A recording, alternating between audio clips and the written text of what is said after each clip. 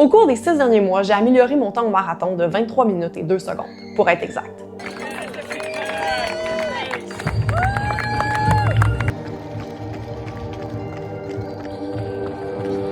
Denis, ce gars-là, je m'en vais à l'arrivée. Tu vas réaliser ton rêve. Je suis trop fière de toi. Thank God this. Let's go! Ça roule! Ça a culminé le 24 mai dernier au marathon d'Ottawa. La course a été relativement parfaite, rien à signaler, ça s'est bien passé du début à la fin. La météo était moins pire que prévu, les glucides ont rentré, j'ai trouvé ma femme sur le parcours pour qu'elle me passe ma nutrition, j'ai réussi à sprinter à la fin. I did it! I failed!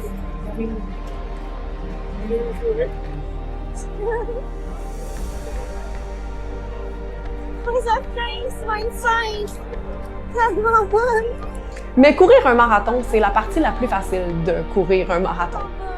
Ce qui est réellement difficile, c'est la préparation qu'il y a en arrière. Puis ça a commencé au mois de décembre.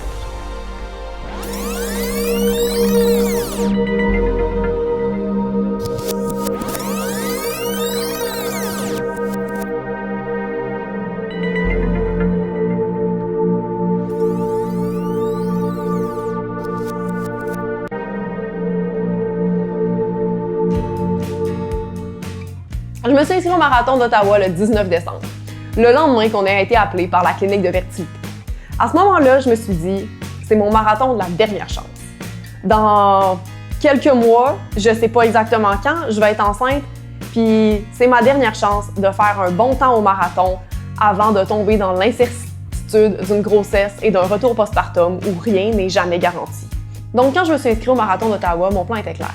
Je vais faire tout ce qui est possible pour faire le meilleur marathon que mon corps est capable de me donner.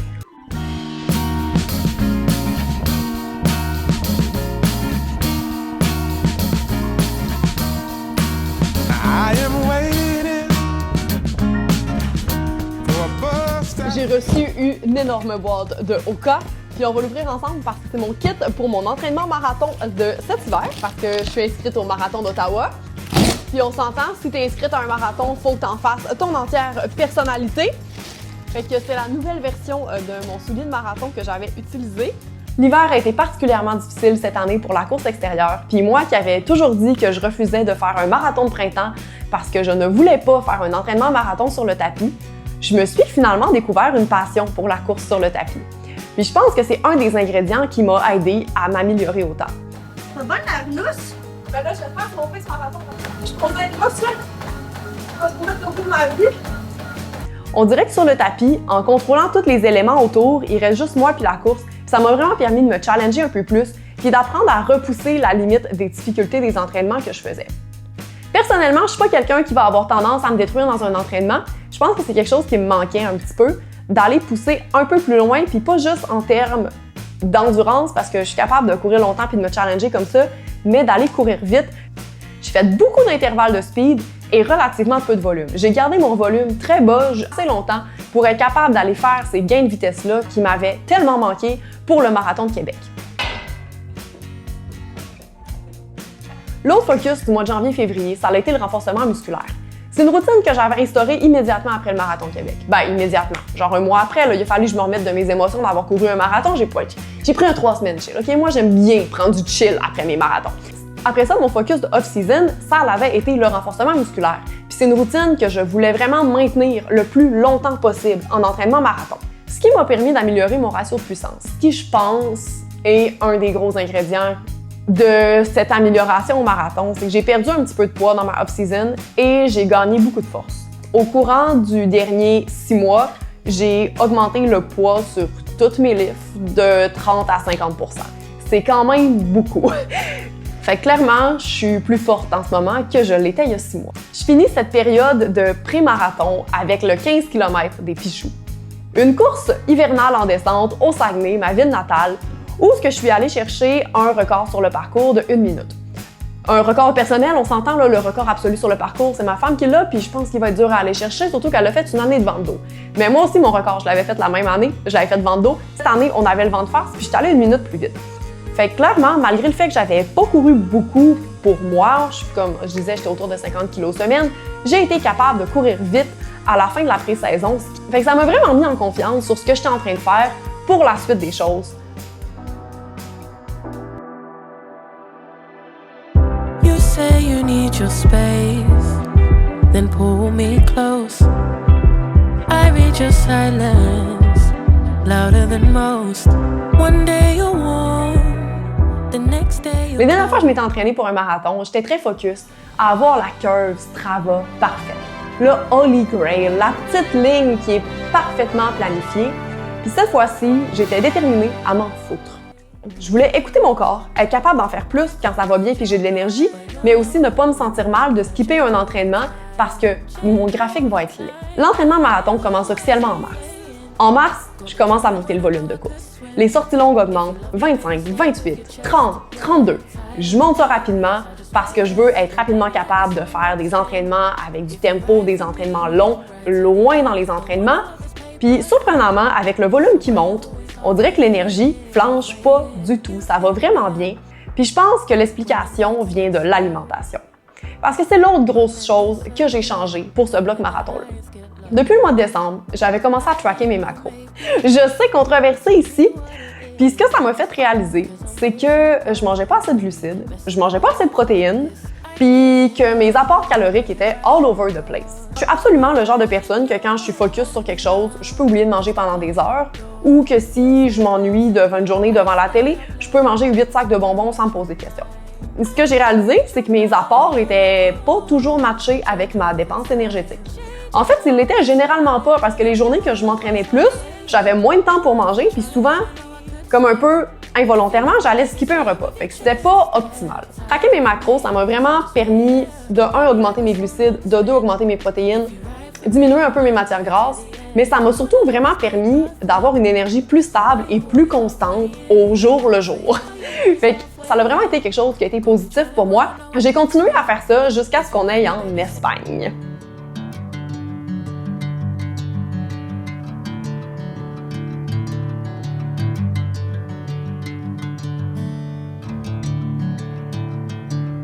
On est là pour 2 semaines. 2 semaines où on peut enfin courir sur de l'asphalte au soleil, où ce qu'on fait beaucoup de hike. Ça compte comme du renforcement musculaire montée de montagne avec un sac à dos. Non négociable, cette histoire-là. C'est le paradis de la trail, l'Espagne. Hein? Je comprends le monde de trail qui vient de chiller ici, là. Mais honnêtement, j'aurais pas un pot de bébé. Ça serait moins rough. T'aurais plus de fun. Mais j'ai du fun pareil. C'est juste j'ai mal au mollet. Et on en profite pour rentrer des bons entraînements sur la track. Charlène! Ça part? Je vais faire un circuit, j'espère que ça va fonctionner. 2, 1, hop!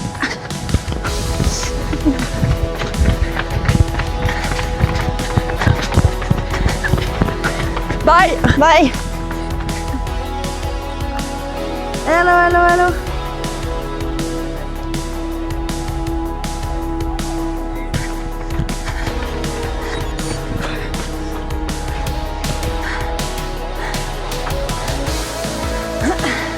Ah, c'est chaud, là!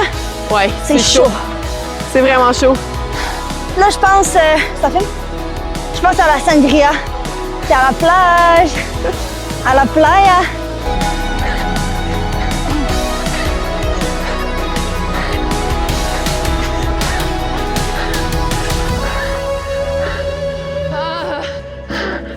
Ah, ça pique, celle-là. Oh, God! Man! C'est rough le speed! C'était tellement pas de speed. Je suis une marathonienne, moi, là! Ah! Oh, God! Good job, you did it! Je l'ai faite! Je l'ai faite! Oh. C'est un bon, là! Faites 6 kg tempo, 5 x 800. J'ai survécu. Je vais me tasser le chemin. Et je continue à sentir que je progresse de semaine en semaine. C'est une sensation que j'avais pas eue depuis des années. Ça fait longtemps que je cours. Un moment donné, la progression est plus exponentielle. Ça se passe plus comme ça.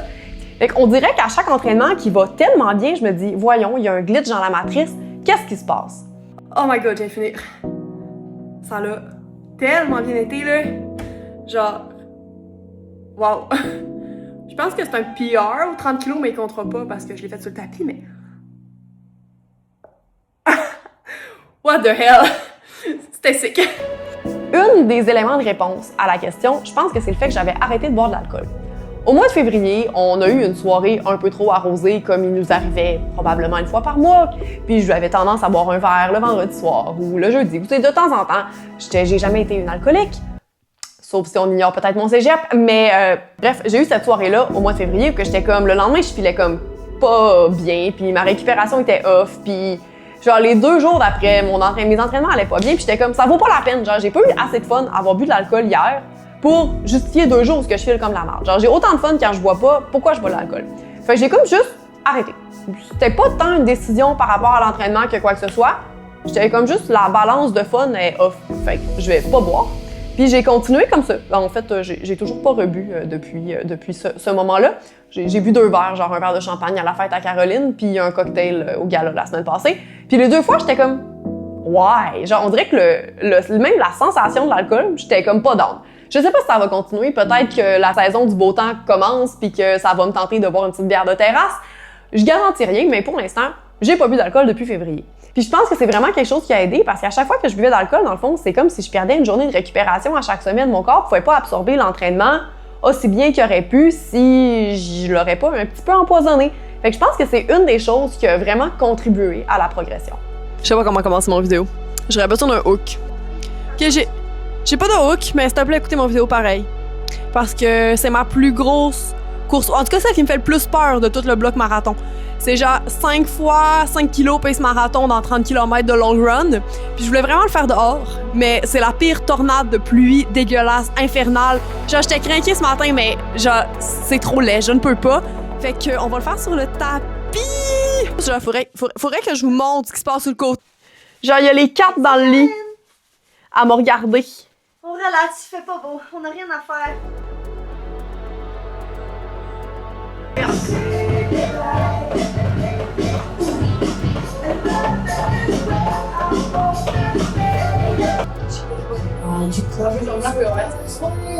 Ça fait en passant.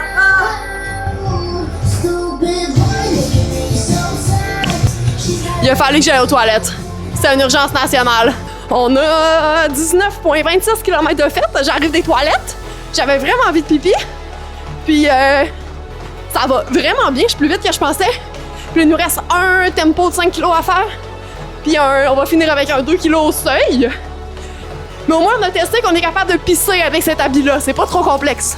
Bonne nouvelle. Ouais, sérieusement, genre mes fréquences cardiaques restent en zone 2 jusqu'à genre 4,30, 4,26. Je ne comprends pas. Glitch dans la matrice. C'est moi qui baille avec ma musique. Je pense qu'on doit être dans l'écran. Non.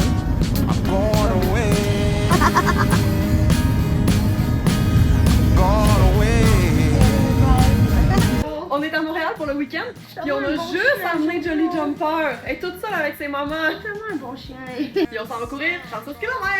Ben t'es 11, ça inclut seulement la personne qui parle. Moi j'ai 20 kilos à faire. J'ai amené la micro-bouteille, fait qu'on va se traîner de l'eau. Il fait full beau, genre full beau là. Il y a du soleil, puis il y a pas de pluie, puis il fait 20 degrés. On a presque 4 kilos de fête. Ah déjà? On est parti trop vite. Ça passe vite? Might die later. Ouais. Il fait chaud, Vraiment chaud. autant qu'en Espagne. Il y a de l'action au canal de la Chine. On arrive à 10 kilos. C'est pas facile. Ça sera pas facile. On est cassé. J'ai mal au mollet. Je suis due pour ma semaine de récup. Mais c'est ma dernière sortie longue de prep marathon. Après ça, ça repart sur l'autre bord. C'est mon pic volume aujourd'hui, là. J'ai 100 kilos dans les jambes. J'ai le droit de chialer. On va en fait 36 kilos. Ok, mon GPS bug. Il dit que je suis en 4,26. Je suis pas en 4,26. Le bloc marathon a tellement passé vite, là, c'est incroyable. Je peux pas croire que c'est déjà fini. Et c'est ce 36 km-là qui complète officiellement ma plus grosse semaine d'entraînement marathon. Une semaine à 100 kg, ça faisait longtemps que j'avais pas fait ça. Je commençais à avoir mal aux jambes à la fin, mais ça l'a quand même vraiment bien été. Et on est officiellement reparti dans l'autre sens, parce que la semaine prochaine, c'est le demi-marathon de Lévis. Ça, c'est un dossard élite, nous, c'est vrai. Édité. On va voir.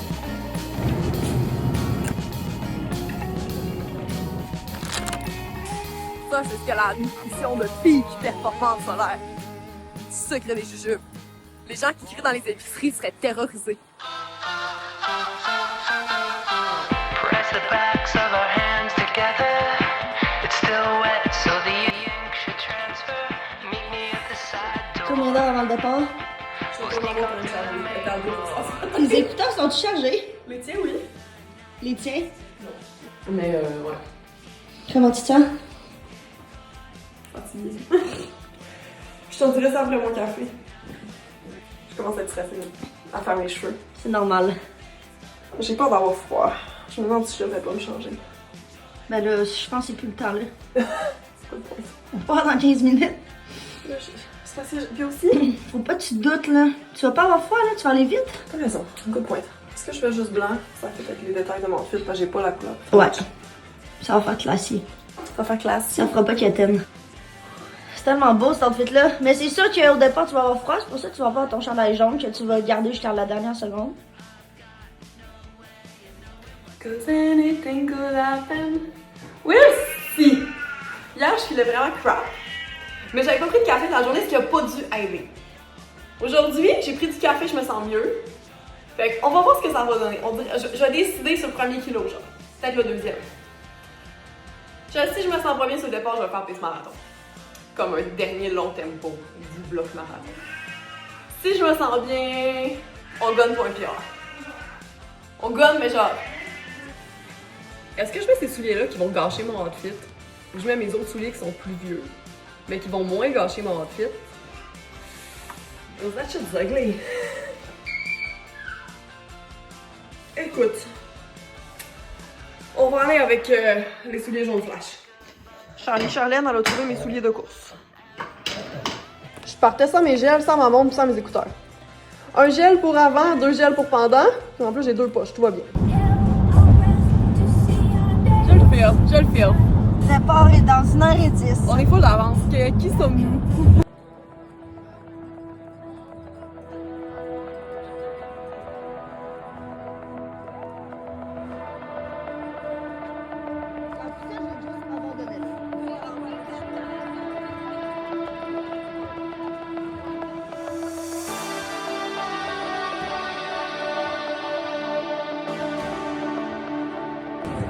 Gel Paris. Jusqu'à ce que le premier départ officiel se donne à 9h.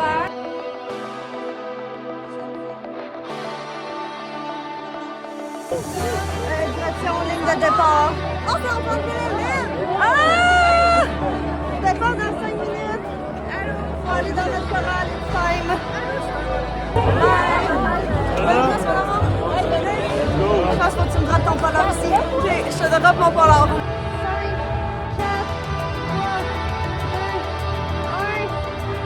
C'est parti!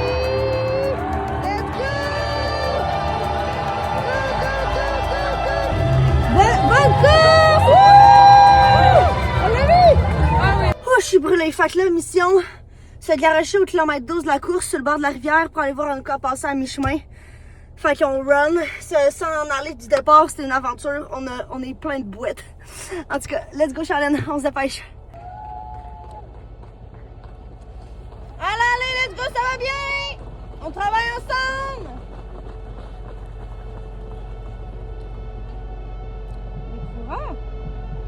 Celle qu'on attendait! Charlène, maman est là! Celle qu'on attendait avec impatience! Solide, travailler ensemble, ça va bien? Ben, notre fille, je reviens. Let's go! Reste avec eux, coupe-toi le ventre, tout va bien, t'es dans tes temps. Tu vas faire ton meilleur record. T'es vraiment bonne. Oui, reste positif. Let's go, comme ça, je retourne voir notre fille. Run! On va être en retard! Vite! Faut se dépêcher pour aller rejoindre maman. Run!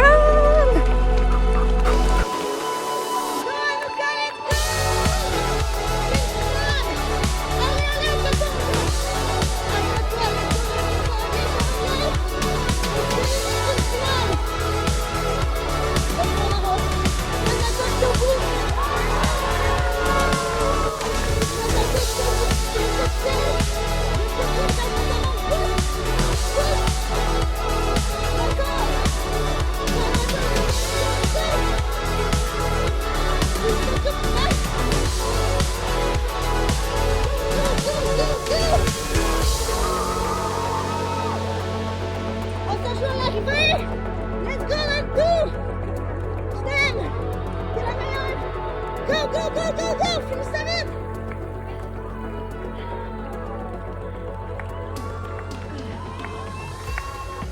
Impression à chaud. Ah, j'ai froid. Ouais. C'est plus les impressions à chaud, là, c'est les impressions à froid. Non, je suis vraiment contente. Ça a vraiment bien été. Record personnel? J'ai peut-être été trop conservatrice dans genre les 18 premiers kilos, mais après ça, j'avais 18? vraiment en face le relax. Ok, ouais. Fait que t'as tout donné à la fin? Ouais. T'as donné ton ben, match? Le dernier kilo, je l'ai splitté en 4-8, 4-6. J'ai genre 2 kilos stupidement rapide. Un dans le descente, à un moment donné, quand je fais « Oh fuck, faut que j'aille chercher le pack » quand il y avait comme du vent. Fait que là, j'ai comme splitté 1 kilo en quasiment 4 flats pour aller chercher un pack. Puis après ça, je suis restée avec eux autres pendant jusqu'au kilomètre 15, puis là, il a comme explosé, puis il a fallu que je prenne du vent. Genre, j'ai l'idée quand même. Ah ouais.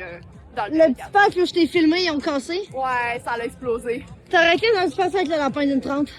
Il y avait genre 40 personnes là-dedans, là. Je pense pas parce que Ça je pense t'aurait que ça allait cassé? plus vite. Ouais. Ok, je vais pas avec le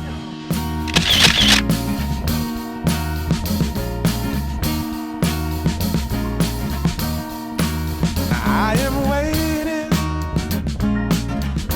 for a bus at the end of the night under street lamp, bent face flamed by the light. I'm going away, I'm going away, I'm going away. Immédiatement après le demi-marathon de Lévis, je commence le taper de caféine. C'est-à-dire que j'ai arrêté de boire du café. Je suis passée de peut-être un 120 mg de caféine par jour à 0 pin bar. Parce que la caféine, c'est une substance qui est reconnue pour améliorer la performance à condition qu'on n'en prenne pas tout le temps. Fait que mon but, c'était de me déshabituer à avoir de la caféine tout le temps pour réavoir les effets de la caféine le jour de la course. Ça n'a pas été agréable sur les premières journées, ça a été moins pire que je m'attendais par contre. Fait que ce que j'ai fait, les 5 premiers jours, j'en ai pris 0. Puis après ça, j'en ai pris juste pour mes entraînements d'intervalle ou mes intensités et j'en prenais moins que ce que je prenais normalement, comme entre 25 et 60 mg de caféine avant mes entraînements, juste parce que je voulais pas, d'un, arriver le jour de la course puis j'ai pas pris de caféine depuis 3 semaines. De deux, je voulais quand même être en confiance que mes entraînements aillent bien. Si j'avais 3 semaines où ce que tous mes entraînements filaient comme de la merde, je pense pas que ça aurait été le meilleur headspace pour arriver le jour de la course. Juste faire ça, au courant de cette période de 3 semaines-là, avant la course, ma prédiction de VO2 max de Garmin a explosé. Elle était stable à 52-53 depuis des mois. En l'espace de 3 semaines, elle est remontée à 55. Aucune espèce d'idée si c'est à cause de la caféine ou du taper tout court, mais c'était quand même impressionnant comme effet. Puis évidemment, je me suis pas arrêtée à un taper de caféine, on a aussi fait le taper de course. Mon dernier petit entraînement du bloc, c'est un mini entraînement, mais c'est le même que j'ai fait avant tous mes marathons. J'aime ça comparer où ce que j'en suis en refaisant les mêmes entraînements relativement souvent. Et cet entraînement-là, c'est 4 fois 1 km rapide avec des récupérations pace marathon. Puis je le fais, puis ça va super bien. Je suis en 4,36 sur mes récupérations. Je sors mon téléphone pour vlogger, on fait un TikTok. Je suis en train de filmer en même temps de faire ça. Puis je suis en 4,36. Je suis comme, OK, peut-être que ça pourrait être mon pace marathon. Bon, je pense que c'était officiellement la dernière fois que je forçais avant le marathon d'Ottawa. Voilà, on le donne. J'ai pas forcé fort, mais j'ai forcé un peu. Et voilà, à ce point-ci, il reste plus rien à faire. Se reposer, espérer pas attraper la grippe, un carb-load de qualité, puis ramasser nos lauriers le jour de la course. Le marathon, c'est le victory lap de beaucoup de travail en arrière. Up to a point. Ça fait quand même mal le jour de la course, hein? On s'entend là-dessus.